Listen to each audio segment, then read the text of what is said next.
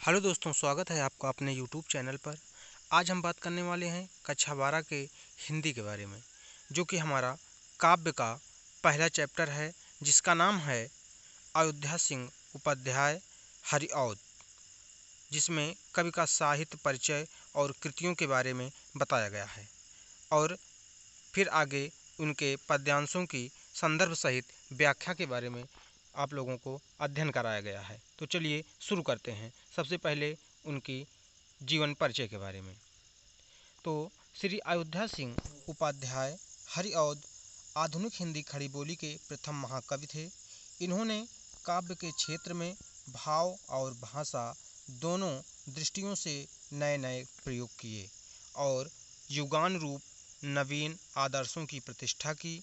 हरिऔध का जन्म संवत 1922 सन 1865 ईस्वी में ग्राम निजामाबाद जिला आजमगढ़ के एक सनाढ़ ब्राह्मण परिवार में हुआ था। इनके पिता का नाम पंडित भोला सिंह और माता का नाम रुक्मणी देवी था।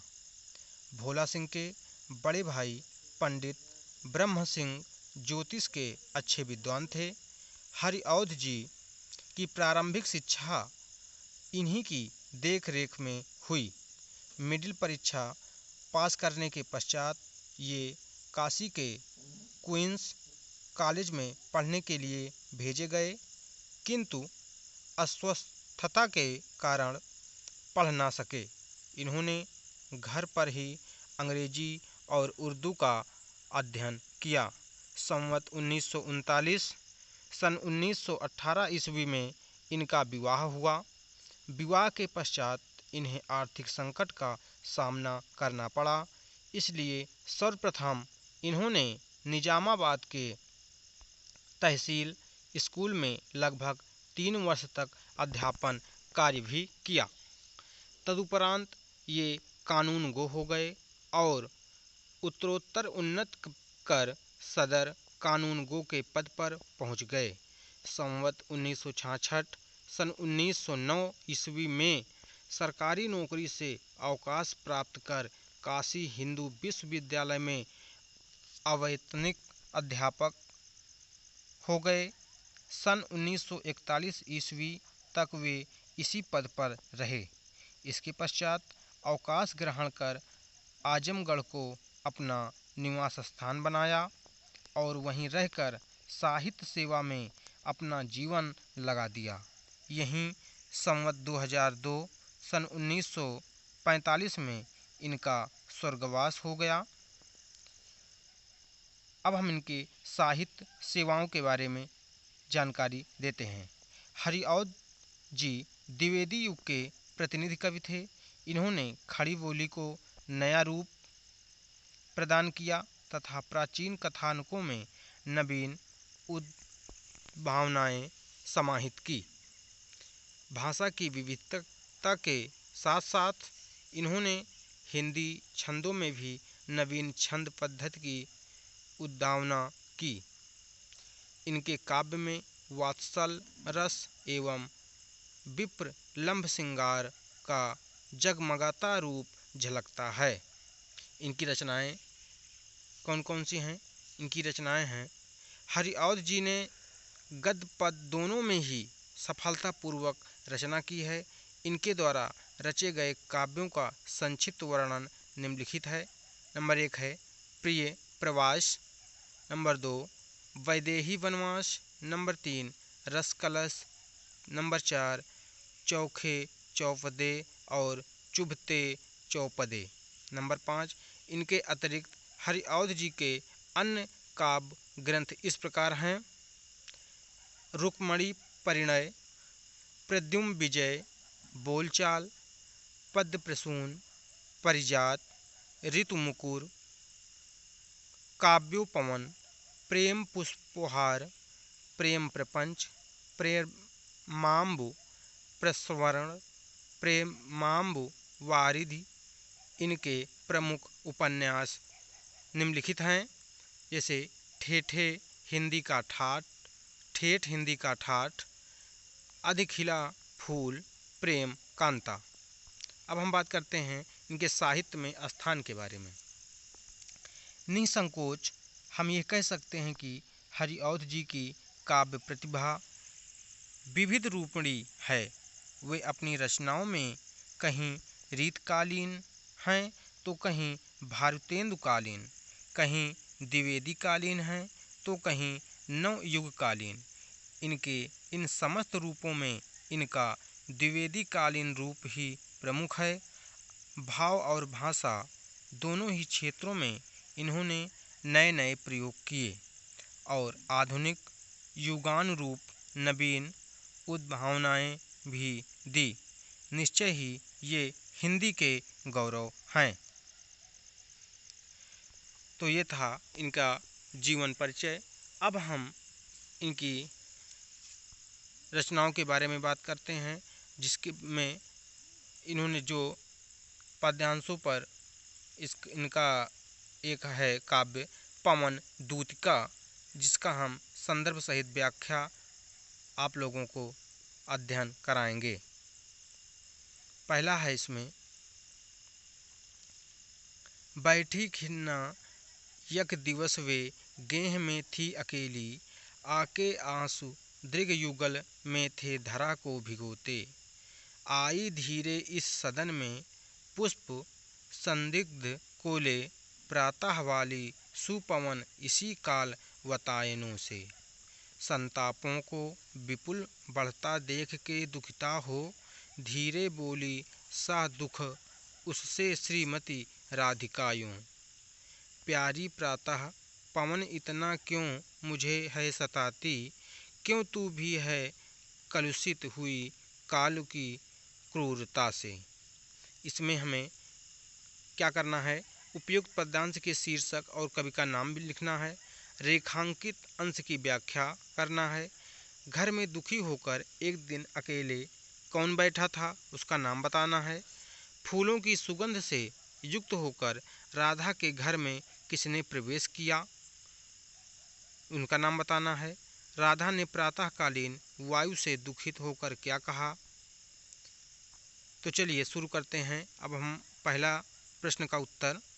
प्रस्तुत पद महाकवि अयोध्या सिंह उपाध्याय हरिऔध द्वारा रचित प्रिय प्रवास से हमारी पाठ्यपुस्तक काव्यांजलि में संकलित पवन दूत का शीर्षक काव्यांश से उद्गृत है। ठीक है।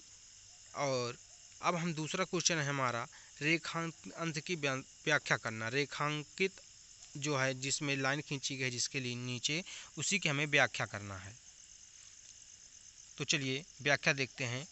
प्रातःकालीन सुखद वायु पुष्पों की सुगंध लेकर धीरे से खिड़कियों के रास्ते उस घर में प्रविष्ट हुई जो राधा घर में बहुत दुखी होकर अकेली बैठी थी। वायु संयोग में सुखद लगती थी, वही अब वियोग में दुख बढ़ाने वाली सिद्ध हुई। अतः उस वायु के कारण अपनी व्यथा को और बढ़ता देख राधा बहुत दुखित होकर उससे बोली कि हे प्यारी प्रभातकालीन वायु, तू मुझे इतना क्यों सता रही हो? क्या तू भी मेरे भाग्य की कठोरता से प्रभावित होकर दूषित हो गई है? अर्थात समय या भाग्य तो मेरे विपरीत है ही, पर क्या तू भी उससे प्रभावित होकर मेरा दुख बढ़ाने पर तुली है, जबकि सामान्यतः तू लोगों का सुख देने वाली मानी जाती है। तीसरा क्वेश्चन था हमारा, घर में दुखी होकर एक दिन अकेले कौन बैठा था। तो इसका आंसर है, एक दिन राधा घर में दुखी होकर अकेली बैठी थी। चौथा क्वेश्चन था हमारा, फूलों की सुगंध से युक्त होकर राधा के घर में किसने प्रवेश किया। तो इसका आंसर है, फूलों की सुगंध से युक्त होकर राधा के घर प्रातःकालीन सुखद वायु ने प्रवेश किया। पांचवा क्वेश्चन था हमारा, राधा ने प्रातःकालीन वायु से दुखित होकर क्या कहा। तो इसका आंसर है, राधा ने प्रातःकालीन वायु से दुखित होकर कहा कि हे प्रभातकालीन वायु, तू मुझे क्यों सताती है? का तू भी मेरे भाग्य की कठोरता से प्रवाहित होकर दूषित हो गई है। तो ये था हमारा पहला टॉपिक जिसका आपको अध्ययन कराया गया। अब हम चलते हैं अपने दूसरे टॉपिक की तरफ। इसमें दूसरा काव्य है हमारा, लज्जाशीला पथिक महिला जो कहीं दृष्टि आए, होने देना विकृत वसना तो ना तू सुंदरी को, जो थोड़ी सी भी श्रमित वह हो, गोद ले श्रांति खोना, होठों की और कमल मुख की म्लानताएं मिटाना, कोई क्लांता कृषक ललना खेत में जो दिखावे, धीरे धीरे परस उसकी क्लांतियों को मिटाना, जाता कोई जलद यदि हो व्योम में तो उसे ला, छाया द्वारा सुखित करना तप्त भूतांगना को। बहुत ही बढ़िया लिखा है अयोध्या सिंह उपाध्याय जी ने। उनका पहला क्वेश्चन है, उपयुक्त पद्यांश के शीर्षक और कवि का नाम लिखना है। तो इसका आंसर है प्रस्तुत अयोध्या सिंह उपाध्याय हरिऔध द्वारा रचित प्रवास से हमारी पाठ्यपुस्तक काव्यांजलि में संकलित पवनदूत का शीर्षक काव्य से लिया गया है। अब इसमें हमें रेखांकित अंश की व्याख्या करना है। तो चलिए व्याख्या देखते हैं। हे पवन, यदि तुझे मार्ग में कोई लाजवंती स्त्री दिखाई पड़े तो इतने वेग से न बहना कि उसके वस्त्र उड़कर अस्त व्यस्त हो जाएं और उसका शरीर उघड़ जाए। यदि वह थोड़ी सी भी थकी दिखाई दे तो उसे गोद में लेकर अर्थात उसे चारों ओर से घेर कर उसकी थकान मिटा देना, जिससे कि थकान के कारण उसके सूखे होंठ और मुरझाया हुआ कमल सदृश मुख प्रफुल्लित हो उठे। तीसरा क्वेश्चन था हमारा, राधा पवनदूतिका से राह में पथिकों के साथ कैसा व्यवहार करने को कहती है। तो इसका आंसर है, राधा पवनदूतिका से राह में पथिकों के साथ परोपकार का व्यवहार करने को कहती है। चौथा क्वेश्चन था हमारा, राधा ने पवनदूतिका को पथिक कृषक स्त्री के ऊपर किसके द्वारा छाया करने को कहा। तो इसका आंसर है, राधा ने पवनदूतिका को थकित कृषक स्त्री के ऊपर मेघ द्वारा छाया करने को कहा। अगला प्रश्न है हमारा, कृषक ललना शब्द में कौन सा समास होगा। कृषक ललना शब्द में तत्पुरुष समास होगा। चलिए अब हम अपने तीसरे पैराग्राफ की ओर चलते हैं। तीसरा पैराग्राफ है हमारा, तू देखेगी जलद तन को जा वहीं तद्रता हो, होंगे लोने नयन उनके ज्योति उत्कीर्णकारी, मुद्रा होगी वर वदन की मूर्ति सी सौम्यता की, सीधे साधे वचन उनके सिक्त होंगे सुधा से, नीले फूले कमल दल सी गीत की श्यामलता है, पीला प्यारा वसन कटि में पहनते हैं फवीला, छूटी काली अलके मुख की कांति को है बढ़ाती, सदृशस्त्रों में नवल तन की फूटती सी प्रभा है। इसमें भी उपयुक्त पद्यांश के शीर्षक व कवि का नाम लिखना है।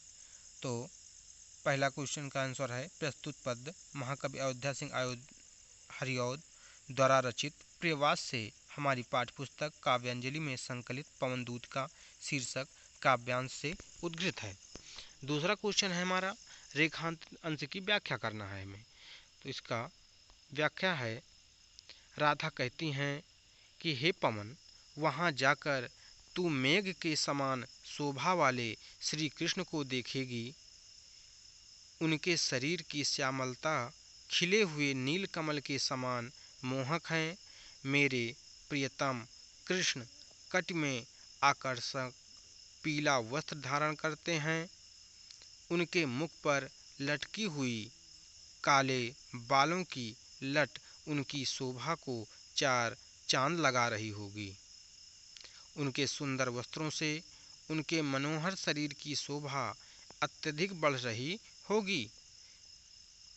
तीसरा प्रश्न है हमारा, प्रस्तुत पंक्तियों में राधा पवन दूतका को किसकी पहचान बताती हैं? तो इसका आंसर है, प्रस्तुत पंक्तियों में राधा पवन दूतका को श्री कृष्ण की पहचान बताती हैं। अगला प्रश्न है हमारा, श्री कृष्ण के नेत्रों की शोभा कैसी है? तो श्री कृष्ण के सुंदर नेत्र प्रकाश बिखेरते हैं।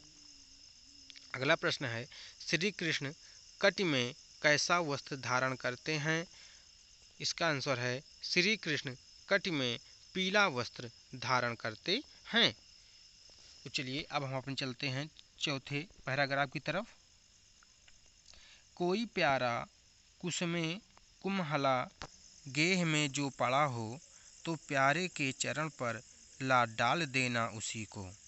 यूं देना वे ए पवन बतला, फूल सी एक बाला, मलाना हो कमल पग को चूमना चाहती है। इसमें भी शीर्षक और कवि का नाम लिखना है। तो शीर्षक और कवि इसमें वही रहेंगे। प्रस्तुत पद महाकवि अयोध्या सिंह उपाध्याय हरिऔध द्वारा रचित प्रियवास से हमारी पाठ्यपुस्तक काव्यांजलि में संकलित पवन दूत का शीर्षक काव्यांश से लिया गया है। दूसरा प्रश्न है, रेखांकित अंश की व्याख्या करना।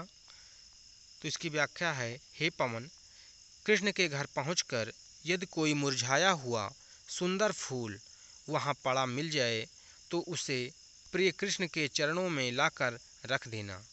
इस प्रकार तू उन्हें यह बता देना कि इसी फूल की तरह विरह में मुरझाई हुई एक राधा अपने कमल समान कोमल चरणों को चूमना चाहती है। आपके कमल समान कोमल चरणों को चूमना चाहती है। शायद उस मुरझाए फूल को देखकर ही उन्हें मेरी याद आ जाए। तीसरा प्रश्न है हमारा, राधा पवन दूतका से मुरझाए हुए पुष्प को कहाँ डाल देने के लिए कह रही है? तो राधा पवन दूतका के मुरझाए हुए पुष्प को श्री कृष्ण के चरणों में लाकर डाल देने के लिए कह रही है। चौथा प्रश्न है, मुरझाए हुए पुष्प की उपमा किससे की गई है? तो मुरझाए हुए पुष्प की उपमा राधा से की गई है। पांचवा प्रश्न है, श्री कृष्ण के कमल के समान कोमल चरणों को कौन चूमना चाहता है? तो श्री कृष्ण के कमल के समान कोमल चरणों को राधा जी चूमना चाहती हैं। तो ये था हमारा आज का टॉपिक, जिसमें आप लोगों को पहले चैप्टर काव्य के पहले चैप्टर का अध्ययन कराया गया।